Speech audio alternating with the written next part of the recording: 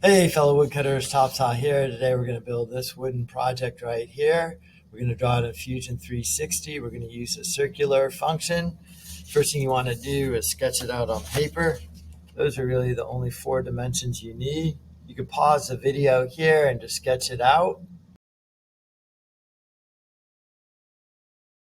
So first thing I'm going to do, in my fall 2022, I'm going to create a new folder.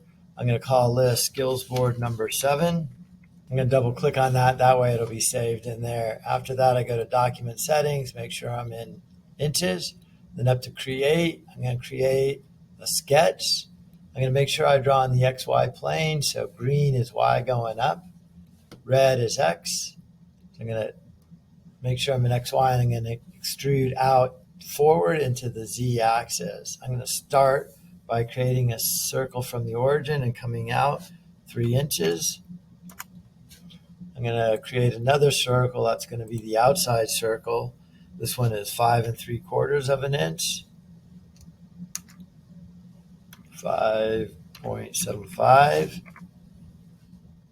What I'm going to do now is I'm going to create a line from the inner circle to the outer circle. As I zoom in, I could snap on the cross point there and there.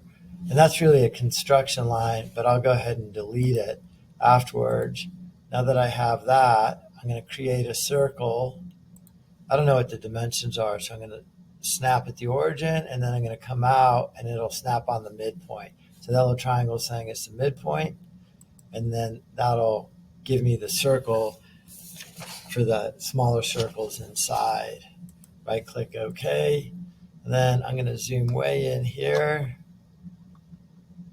So I get the pretty small little grid point, and I'll create a circle. These inner circles are 5/8, so I'll snap right there, and I'll come up 5/8 of an inch. Now that I have that, I'll go create circular pattern. This little window pops up. What do you want to create a circular pattern with? It's this item. I'm going to select the center point, which will be that. How many do you want to create? I think there are 8 of them, and they will be equally spaced. Hit OK. I'm going to go back and delete that construction line. Delete that construction line. And then there's my object. I'm all done with that sketch. I click Finish Sketch. Over to Extrude. I'll go to the home screen. I'm going to extrude this image out 3/4 of an inch. Then I could hit A for appearance, and then I could select a bamboo or a wood type, something that looks like MDF. That looks pretty good right there. And then from there, I'm going to create my working drawing. Again, I only really need 2 views. So under Design, I'm going to go Drawing. From Design, it's going to stay in that folder. I'll also call it Part number 7. And then I'm going to create an A size. I'm actually going to do this in a portrait view. So 8.5 by 11, AMSI in inches. That's all good.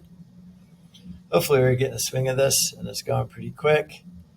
I'll place it maybe scale of 1 to 2 there. Okay, I'm going to place this drawing. I don't need a right side. I really just need one other view to get the thickness down. And then I'm going to place this view up here for an isometric. Right there. Right click OK. I could click on this view and then right click Edit View. Then I could shade it in. That looks pretty good. I'm going to go up here to Dimensions, and I'm going to dimension it. I really only need thickness there. Zoom in here. I want this diameter. That's the 5/8 with the rounding error. This diameter and the outside diameter right there.